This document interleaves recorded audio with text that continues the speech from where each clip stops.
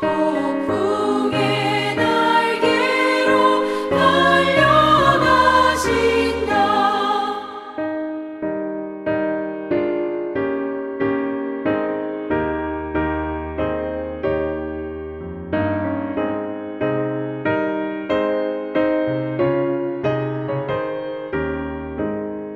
저 아름답고 놀라운 일이 가득한 이 땅, 아주 예조와 그 힘찬 명령에 더 잡히나니 저 푸른 바다는 옷자라니라.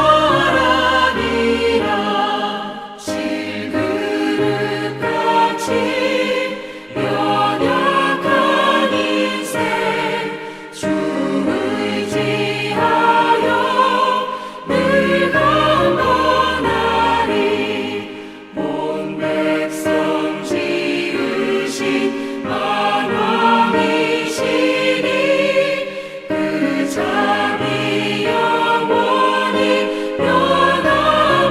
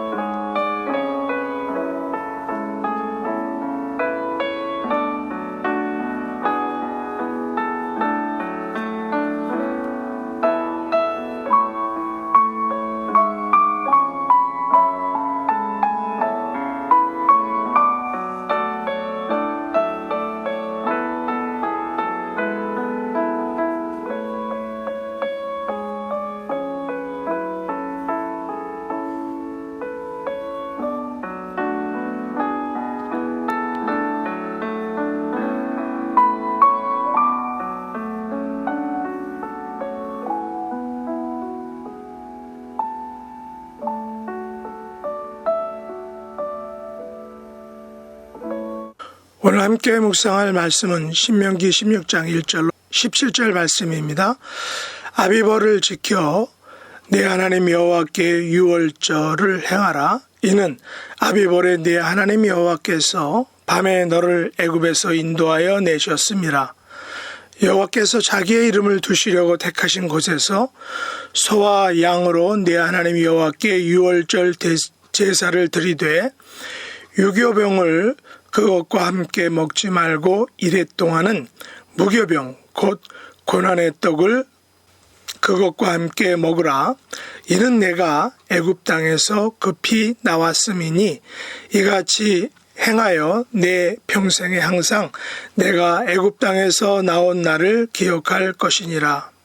그 일의 동안에는 내 모든 지경 가운데에 누룩이 보이지 않게 할 것이요 또 내가 첫날 해질 때에 제사드린 고기를 밤을 지내 아침까지 두지 말 것이며 유월절 제사를 내 하나님 여호와께서 내게 주신 각 성에서 드리지 말고 오직 내 하나님 여호와께서 자기의 이름을 두시려고 택하신 곳에서 내가 애굽에서 나오던 시각 곧 초저녁 해질 때에 유월절 제물을 드리고 내 하나님 여호와께서 택하신 곳에서 그 고기를 구워 먹고 아침에 내 장막으로 돌아갈 것이니라. 너는 엿새 동안 무교병을 먹고 일곱째 날에 내 하나님 여호와 앞에 성회로 모이고 일하지 말지니라. 7주를 셀지니 곡식의 낫을 대는 첫 날부터 7주를 세어 내 하나님 여호와 앞에 77절을 지키되 내 하나님 여호와께서 내게 복을 주신 대로 내 힘을 헤아려 자원하는 예물을 드리고 너와 내 자녀와 노비와 내 성중에 있는 레위인과 및 너희 중에 있는 객과 고아와 과부가 함께 내 하나님 여호와께서 자기의 이름을 두시려고 택하신 곳에서 내 하나님 여호와 앞에서 즐거워할지니라. 너는 애굽에서 종 되었던 것을 기억하고 이 규례를 지켜 행할지니라. 너희 타작마당과 포도주 틀의 소출을 거두어 들인 후에 이래 동안 초막절을 지킬 것이요 절기를 지킬 때에는 너와 네 자녀와 노비와 내 성중에 거주하는 레위인과 객과 고아와 과부가 함께 즐거워하되 내 하나님 여호와께서 택하신 곳에서 너는 이래 동안 내 하나님 여호와 앞에서 절기를 지키고 네 하나님 여호와께서 네 모든 소출과 네 손으로 행한 모든 일에 복 주실 것이니 너는 온전히 즐거워할지니라. 너희 가운데 모든 남자는 1년에 3번 곧 무교절과 칠칠절과 초막절에 네 하나님 여호와께서 택하신 곳에서 여호와를 배웁되 빈손으로 여호와를 배웁지 말고 각 사람이 내 하나님 여호와께서 주신 복을 따라 그 힘대로 드릴지니라. 아멘. 오늘 말씀의 제목은 주신 복을 따라 그 힘대로라는 것입니다. 오늘 본문 신명기 16장은 이스라엘의 3대 절기, 다시 말해서 유월절과 칠칠절과 초막절에 관한 말씀입니다. 이스라엘 백성들은 1년에 3번의 명절을 의무적으로 지켜야 했습니다. 그 3대 절기가 바로 유월절과 칠칠절과 초막절인 것입니다. 유월절은 출애굽을 기념하기 위한 절기입니다. 유월절은 무교병 곧 고난의 떡을 먹어야 했습니다. 그 이유는 평생에 항상 애굽 땅에서 나온 날을 기억하기 위해서다라는 것입니다. 무교병이란 발효되지 않은 음식입니다. 발효되지 않은 음식이 맛이 있을까요? 맛이 없습니다. 애굽에서 급히 나오느라 발효되지 않은 음식을 먹어야 했던 것입니다. 그만큼 첫 번째 유월절은 긴장과 급박함과 고난의 시간이었습니다. 그러나 그 시간이 있음으로 인해서 이스라엘은 430년간의 노예 생활에서 해방될 수 있었던 것입니다. 짧은 고난과 긴장과 급박함이 있은 후에 자유와 해방과 기쁨을 맛보게 된 것입니다. 이는 마치 대한제국이 일본의 36년간의 압제로부터 해방된 것과 같은 것입니다. 36년의 압제로부터 해방의 기쁨을 우리가 아는데 430년의 압제로부터 해방의 기쁨을 우리는 가늠할 수 없을 것입니다. 이것은 우리가 죄와 사망의 속박에서 참 생명과 자유를 얻은 구원의 기쁨의 크기가 어떠한지 우리로 하여금 짐작할 수 있게 합니다. 6월절 7주 후에 7.7절을 지키는데 이는 보리를 거두어 드리기 시작한 지 7주 후에 지킨다고 하여 오순절이라고도 합니다. 7.7절은 보리 추수의 기쁨을 모든 사람과 나누는 것으로 신명기 5장 14절과 15절에 의하면 일곱째 날은 내 하나님 여호와의 안식일인즉 너나 내 아들이나 내 딸이나 내 남종이나 내 여종이나 내 소나 내 나귀나 내 모든 가축이나 내 문 안에 유하는 객이라도 아무 일도 하지 못하게 하고 내 남종이나 내 여종에게 너같이 안식하게 할지니라. 너는 기억하라. 내가 애굽 땅에서 종이 되었더니 내 하나님 여호와가 강한 손과 편발로 거기서 너를 인도하여 내었나니 그러므로 내 하나님 여호와가 내게 명령하여 안식일을 지키라 하느니라 라는 이 말씀처럼 모든 사람과 함께 나누는 그런 절기입니다. 모든 사람이 여호와 앞에서 즐거워하는 것, 이것이 바로 초막절의 의의인 것입니다. 특별히 모세는 7.7절과 초막절 절기는 여호와 앞에서 즐거워하라, 온전히 즐거워하라 라고 말하고 있습니다. 유월절을 통하여 새 생명과 구원의 기쁨을 얻은 사람들은 7.7절과 초막절을 통하여 그 구원의 기쁨을 함께 즐거워하는 것입니다. 오늘날 우리들의 예배를 돌아보면 모세가 이스라엘 백성들에게 말한 여호와 앞에서 즐거워하라, 온전히 즐거워하라는 그 명령을 순종하는 예배인지 우리가 자문해 봐야 할 것입니다. 오늘날 우리들이 드린 예배에서 힘을 헤아려 자원하는 예물을 드리고 있는지, 또한 나와 나의 자녀와 노비와 객과 고아와 과부가 함께 즐거워하는 예배를 드리고 있는지, 이들과 온전히 즐거워하는 예배인지를 우리가 물어봐야 할 것입니다.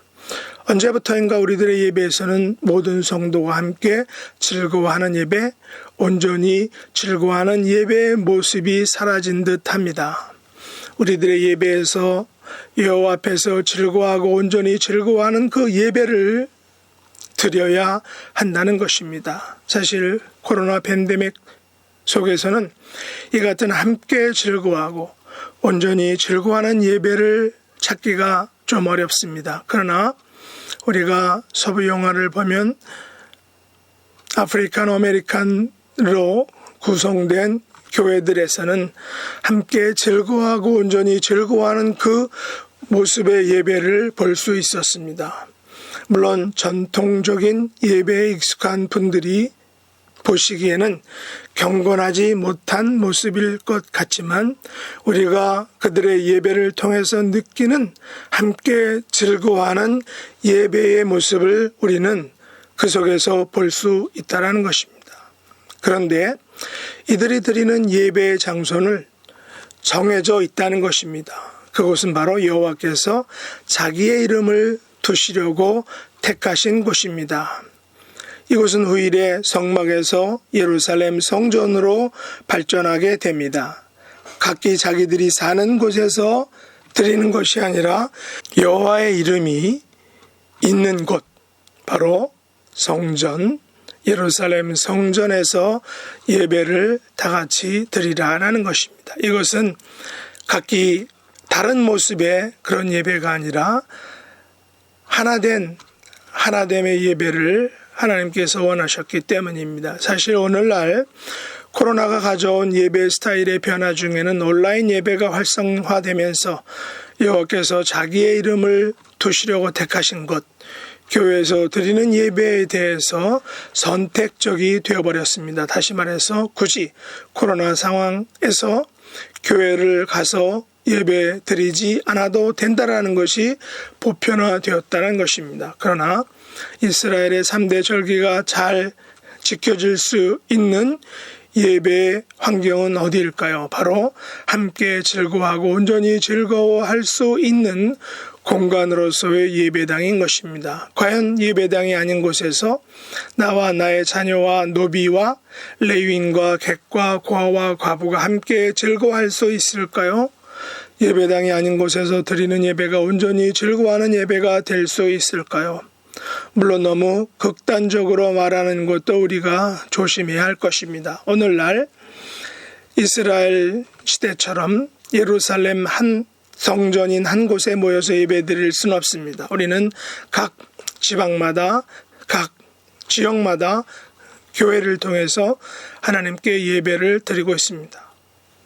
그럼에도 불구하고 예배당에서 드리는 예배만큼 함께 즐거워하고 온전히 즐거워할 수 있는 공간은 없다라는 것입니다. 그러므로 우리가 드리는 예배 장소, 현장 예배가 얼마나 소중한지를 우리는 기억해야 합니다.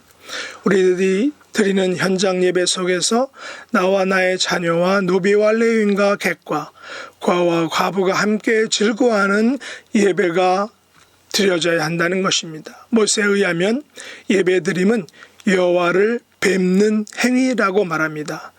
그래서 뵐 때에는 빈손으로 배웁지 말고 각 사람이 여호와께서 주신 복을 따라 그 힘대로 드리라고 말합니다. 사실 한국 교회나 미국 교회를 막론하고 교회가 급성장할 수 있게 된 것은 성도들이 여호와를 뵐 때 주신 복을 따라 그 힘대로, 아니 힘에 지나치게 드렸기 때문일 것입니다. 이것을 부정적인 면에서 평가하자면 각 사람은 그 힘대로 드림을 통하여 더 많은 복을 받으려고 더 많이 드렸다라고 이렇게 부정적으로 볼 수도 있을 것입니다.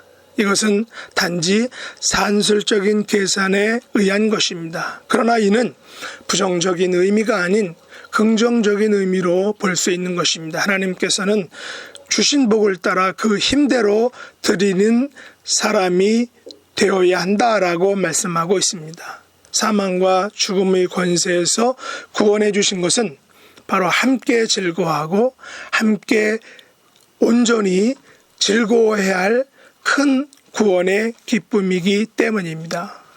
그러므로 주신 복을 따라 그 힘대로 여호와께 예배드림을 통하여 놀라운 하나님의 사랑과 은혜를 받는 하나님의 백성들이 될 수 있기를 예수님의 이름으로 축복합니다. 기도하겠습니다. 하나님 아버지, 하나님께서 선물로 주신 큰 구원의 기쁨은 하나님 앞에서 즐거워하고 온전히 즐거워할 수 있는 그런 기쁨인 줄 믿습니다.